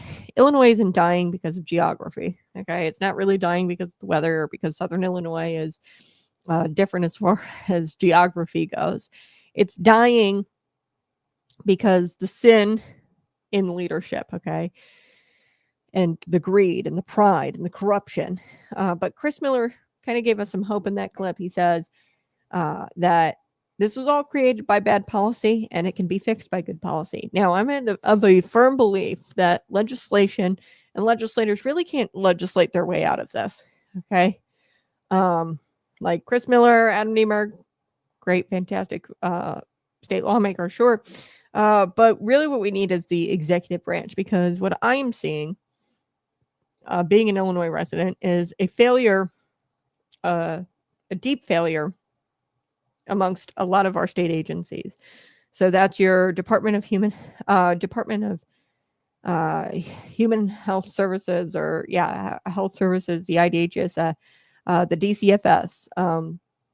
You're seeing a lot of failure in the State Board of Elections. They're not, in my opinion, investigating complaints and ensuring integrity is at the center of our elections. Okay. And they're not doing their jobs at an executive branch level. Okay. So we really need change in the gubernatorial seat, because that's the guy that IDOC. Okay. You're seeing a lot of substance abuse in our prisons, and what do you call it? Drugs come into the prisons, and you're seeing a lot of correctional officers not wanting to stay in these prisons and work in these prisons because of the conditions that they have to deal with. And all of that is leadership in the executive branch role. So these agencies, and the person in charge of those agencies, that is Governor J.B. Pritzker. And I think we won't be able to really address anything. Like, if I was a state lawmaker, Illinois got crap ton of laws, like an insane amount of laws.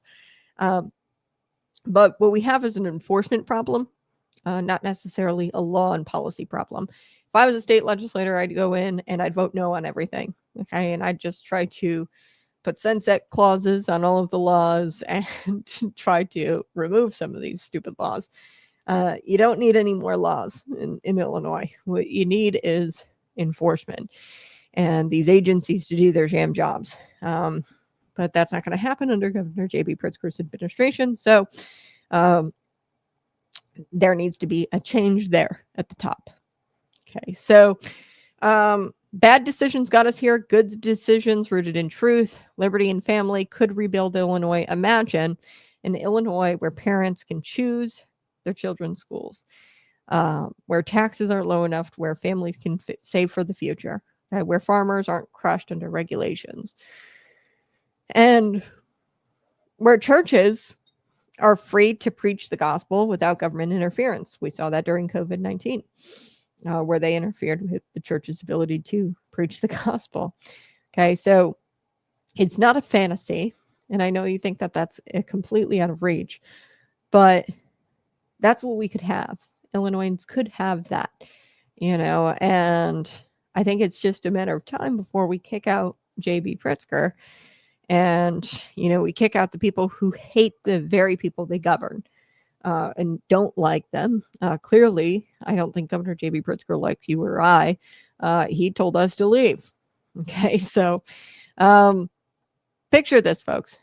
The new Illinois tourism slogan. Welcome to Illinois. Stay if you like paying $38 or 38% in cell phone taxes. Stay if you like the skyrocketing property taxes. Stay if you like having your governor tell you to leave if you complain. That is really the reality here, okay? That is Illinois' tourism slogan. And I'm sorry, but I don't think a lot of people are going to be coming under that advertising.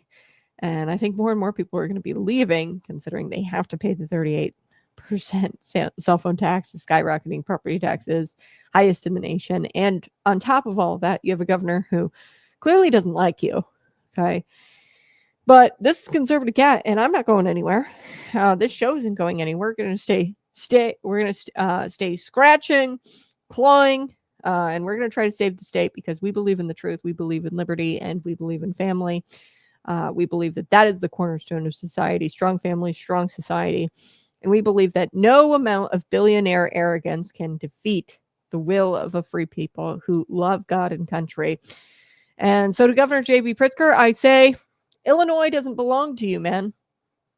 It doesn't belong to the Chicago Democrats. It belongs to we the people. And the people are waking up. So Lord, give us the strength to stand against corrupt leadership. The courage, give us the courage to fight for the truth and the wisdom to guide our families through dark times. Amen. All right, I do have to take a quick break, but we're going to come back.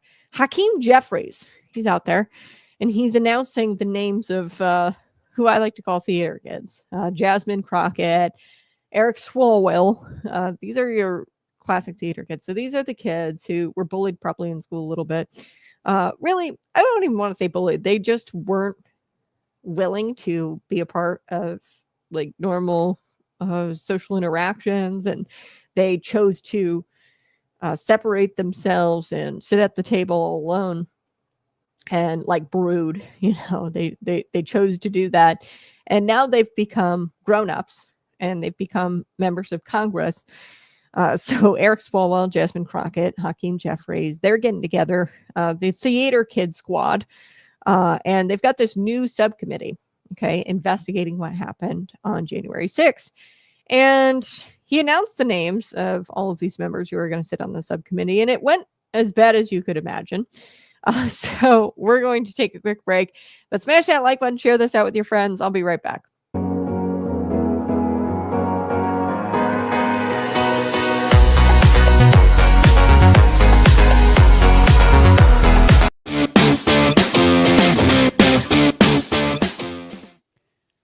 Real strength doesn't need applause, and real faith doesn't flex for attention. Jesus said, when you fast, don't walk around looking miserable. Try to look holy. That's not devotion. That's performance. And God doesn't reward actors. Matthew 6, verses 16 through 18, is Jesus calling men to fast in secret, where only the Father sees. Because fasting isn't about proving your discipline. It's about pursuing God with hunger. So real, you trade food for fire. You don't fast to earn points. You don't fast to make space. You weaken the flesh so the spirit gets louder. You say no to your cravings so you can say yes to something deeper. But here's the catch. It's got to be real. Not for your boys, not for social media, just you and God. In the quiet, in the dark. That's where rewards are born. In silence, in secret, in the furnace of unseen obedience. You want to be strong in public? Train in private. Fast without a stage. Pray without applause. Obey without a crowd. Your Father sees in secret, and he's the only one who reward what matters. Patriot Pump doesn't give you just energy. It keeps you focused. No fluff, no crash, just clean, hard-driving fuel for men who train with purpose and sacrifice. If you're building discipline in the dark, this is your edge. Train hard, stay sharp. Hey, go ahead and smash that like button, share this out with your friends, and subscribe to the channel. Good morning. Appreciate you being here. He basically said, I'm king and you people can go to hell. Yeah, one of the most arrogant things I've ever heard a politician say. My jaw kind of like quite literally dropped to the floor this morning when I heard that clip. Insanity. House Minority Leader Hakeem Jeffries, Democrat of New York, proudly announced the names of these theater kids, as I like to call them. They're the weirdos, the nerds, and really this is revenge at the nerds. They didn't make it in the private sector, and they decided to make your lives miserable, those of you in the private sector, through the public sector by taxation. So they created a new subcommittee. Okay. There's a new subcommittee investigating what happened on January 6, 2021. And he kind of announced these new names, and it went as badly as you could imagine. Eric Swalwell, to kick things off with this clown car, Eric Swalwell named Representative, or Jeffries named Representative Eric Swalwell to lead the new subcommittee. Okay. To be the lead Democrat on the new subcommittee. Okay, and as you can expect, Swalwell took to the mic and suggested that J6 was just like Pearl Harbor, September 11th, 2001. He actually took the mic and suggested that J6 was just like those days, and that it was a day that will live in infamy in our history, just like Pearl Harbor and 9/11. Wow. That's almost too dumb to respond to. So I pulled the clip, and I'll just let you hear his comments kind of in full here. Take a listen. Since the Civil War, what are the three most important dates in American history? December 7, 1941, September 11, and January 6. The last two, I didn't even have to give you the years because they are seared into our memories. And because we saw them with our own eyes. But now, Donald Trump has pardoned all the insurrectionists, telling the country whatever crime they commit, even if you kill somebody and it's in his name, you walk. Donald Trump has made villains of the cops who tried to stop them, even those cops who died. He's gone after those who have investigated him or helped impeach him over January 6th. And he's even forced the Smithsonian to whitewash and take his name off the January 6th impeachment exhibit. You know, my father was a cop. I have two brothers who are cops, and I was a prosecutor. But you do not need a family legacy of law enforcement to know that January 6th was the worst of wrongs. That in this country, we don't choose criminals over cops. Donald Trump is trying to do with January 6th what many fringe groups have done with September 11, telling us it wasn't planes that flew into the buildings, but holograms or missiles, or that it was an inside job. And here's why we didn't buy the 9/11 crazy talk then or the January 6th lies now. Because we saw them with our own eyes. Okay. I'll play Jasmine Crockett here in just a second, but he said that J6 was the worst of wrongs. And he continued to draw the comparison, obviously, between what happened that day, January 6th, to the terrorist attacks on 9/11. What? First of all, January 6th, there was one person who died. That was Ashley Babbitt, and she was a Trump supporter, and she was shot in the face at point blank range by a Capitol police officer.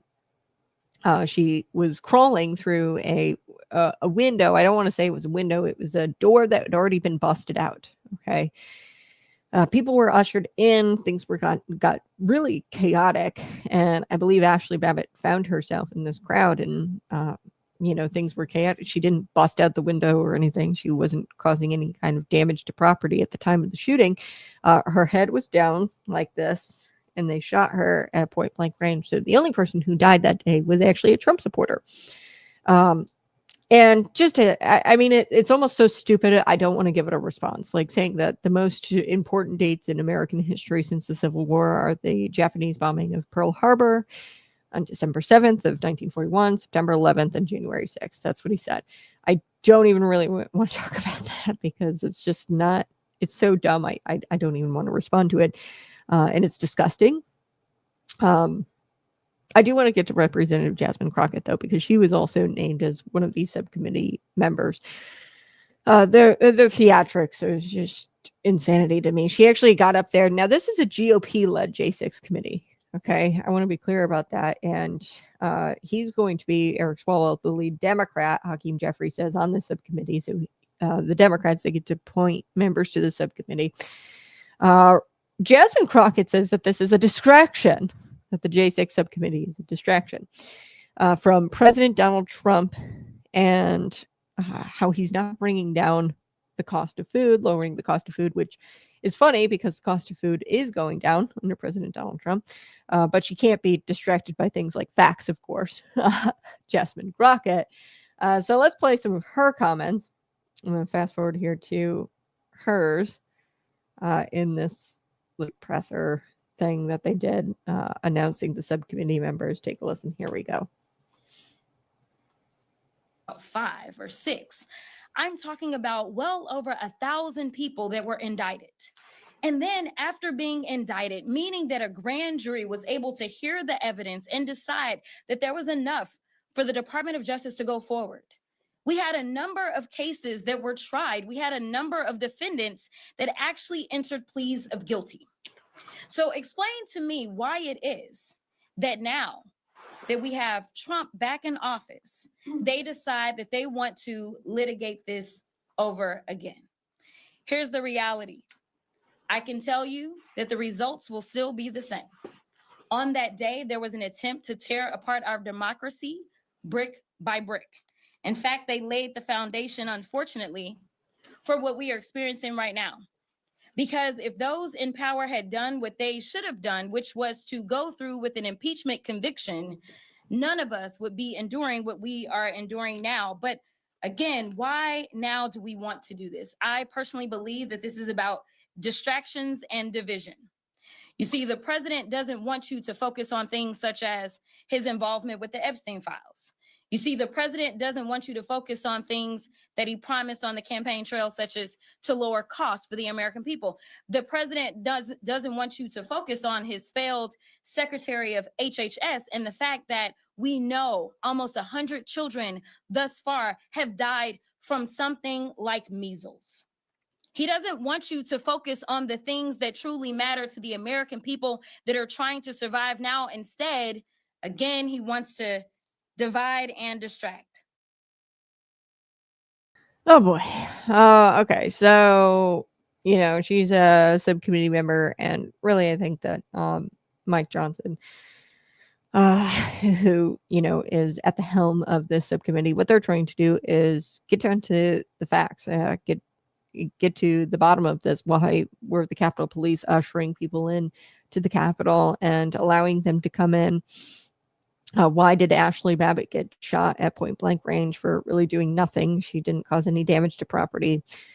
She was the only one who died. So I think that's why they're launching the subcommittee, because the prior committee, the January 6th committee, with what's his name? The guy who's gone now, Adam Kinzinger, sorry, the crybaby. They didn't answer those questions. Hey, why was Ashley Babbitt shot in the face? Why was it Capitol Police officers? They were, spraying people with this gas, with the tear gas, and they were just bystanders. There's videos of Capitol Police officers engaging the crowd and they weren't even doing anything, the crowd, and people were grabbing water bottles and trying to wash their eyes out from the tear gas. The members of the crowd who were not on the side that was breached, by the way, they were on the other side, and they were gassed, and they had rubber bullets lodged into their faces. So I do think that the subcommittee is something that needs to happen, because we didn't get any of those answers. Why did the Capitol Police really act in such a disgusting manner towards the crowd? And why did they kill Ashley Babbitt? I want to know that question, the answer to that question. So that's why the subcommittee is not a distraction, and it is completely warranted. Now, Jared Miskowitz, he's a Democrat from Florida. He's also a subcommittee member, along with Jasmine Crockett and Eric Swalwell. He called the events of J6, quote, the largest crime perpetuated on the Capitol since the British. These three are completely hilarious. Jasmine Crockett, Eric Swalwell, and this Jared Miskowitz guy. They're completely hilarious theater kids. At the end, Jeffries, in this press conference, he took questions from the press, and a reporter had asked him to react to Swalwell's ridiculous comparison of January 6th to Pearl Harbor. And Jeffries, he pretty much brushed off the criticism from the reporter. I mean, it was kind of shaped like the reporter was criticizing, rightfully so. And he said that Swalwell said that there are certain days that will live in infamy in terms of the shock of consciousness to the American people. Well, let's take a listen to what Hakeem Jeffries said in response to the reporter. Exactly. Here we go. Take a listen. Thank you, Leader. Congressman Swalwell just compared Pearl Harbor to January 6th. Do you agree? I think what Congressman Swalwell said is that there are certain days that will forever live in infamy in terms of the shock to the conscience of the American people. And obviously, the attack on Pearl Harbor is a day that will forever live in infamy for all time. And we're thankful to the greatest generation that stepped up to win that war against the evils of fascism and Nazi Germany. September 11th is also a day that obviously is one that everyone remembers because we witnessed it. And I think Congressman Swalwell was very clear, so let's not try to misinterpret anything that he said, that what happened on January 6th unfolded in front of everyone. We all saw it with our own eyes, and many of us lived through it. And it cannot be whitewashed by Donald Trump, extreme MAGA Republicans, and their propaganda efforts. I don't know why, but Hakeem Jeffries, like, he just reminds me of an off-brand Barack Obama. You know what I mean by that? Like, he definitely so wants to be like this polished guy, but he's not. He's just a theater kid. So Speaker of the House, Mike Johnson, this is a GOP-led subcommittee, by the way. He ultimately will have to say whether these three, Jared, Jasmine, and Eric, are going to be a part of that subcommittee. So stay tuned. Jeffries, I say he's a theater kid. He's never going to be like Barack Obama. Barack Obama is a polished guy. Okay. This guy is not very polished. He's what I would call a theater kid. And I say that because of the stunt he pulled regarding the One Big Beautiful Bill. Do you guys remember the speaking stunt that he did on the House floor to delay the vote for President Donald Trump's One Big Beautiful Bill? That was a theater stunt or theater kid stunt, and it was stupid. Almost as stupid as Eric Swalwell. I'd say he comes in a close second, Eric Swalwell, to Hakeem Jeffries' little stunt there. This is a close second to lamest things the theater kids do in Congress. Remember when Eric Swalwell posted videos of himself on social media in an attempt to make himself look like a jock? Because remember, these people are all very nerdy, sat at this weird table and like completely ostracized themselves from the rest of the high school when they were growing up. And they just wanted to be weird together. Okay. And they didn't want to actually participate and socialize with others. They wanted to be weird and brood and be upset and angsty, right? So he wanted to appear like a jock, Eric Swalwell, and he had a video of himself out there on social media, bench pressing 135 pounds. Now, I'll be honest, I cannot bench 135 pounds, but he got winded like halfway through his little diatribe. And he was mocked for it, rightfully so, on social media, but they're all about theater. Like, these people are not serious. Like, one thing I will say about Barack Obama and, some of these establishment folks, they're polished and are, come off as like educated.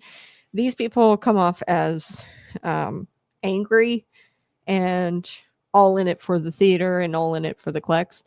So, yeah, we'll have to see what happens with the subcommittee and if these people are actually appointed to it.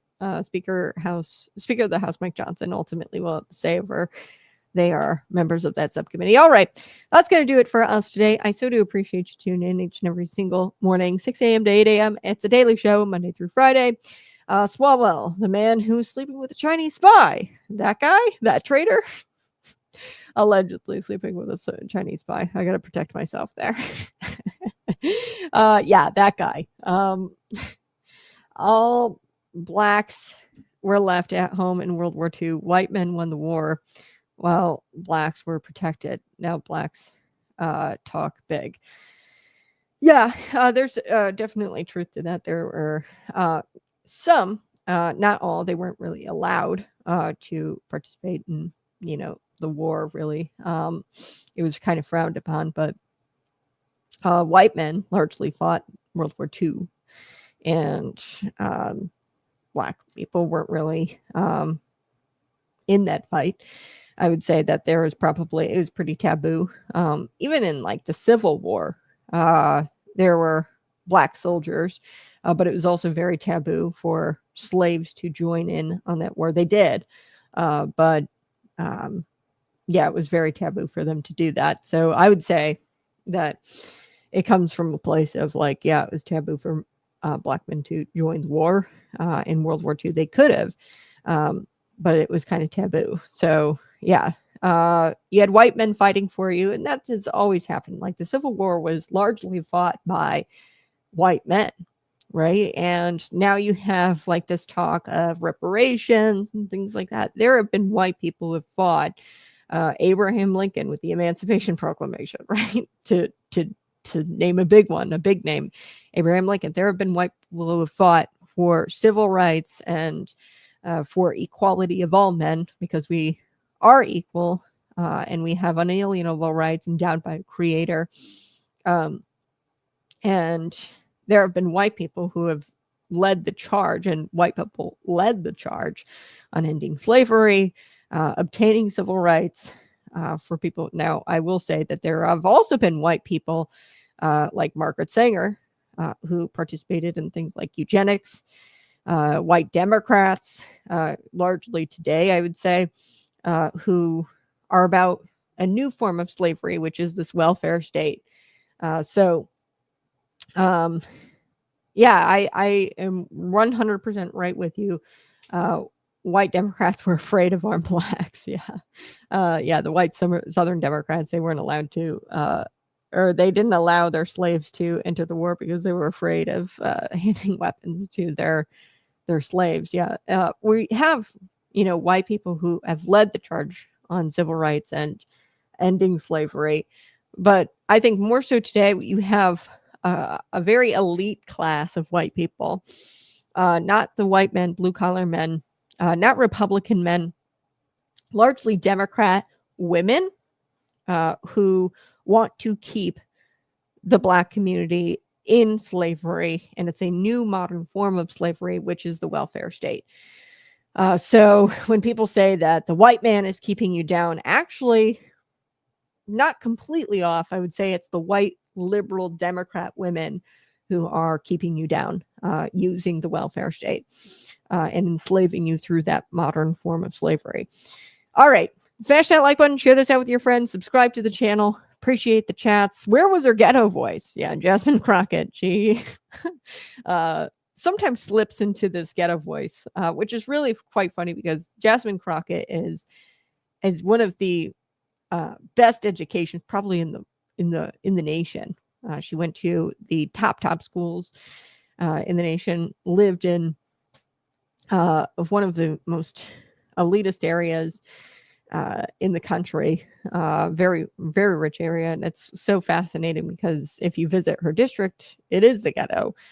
So, she's an elitist that keeps one of those elitists, not just white Democrat women. There's black individuals like Jasmine Crockett who keep poverty and keep people in poverty, keep their own community in poverty. She's really a traitor in that sense to her own race, in that she keeps them enslaved in this welfare state and in this terrible, I mean, if you look at her district, it is the ghetto. It's disgusting. It's so sad. But she actually came from these very nice, this very nice upbringing, very, very rich woman and rich family. And she had this amazing education. You would think that she'd take some of that and put that into her district, her experience and, her wealth and, You'd think that she'd take some of those skills that she's learned along the way and put them into her district. No, she doesn't. She keeps it in the ghetto, and she forces her constituents to live in a ghetto, although she never actually lived in one. So I'll see you guys tomorrow. Bye-bye. Love you so much. Talk to you again soon.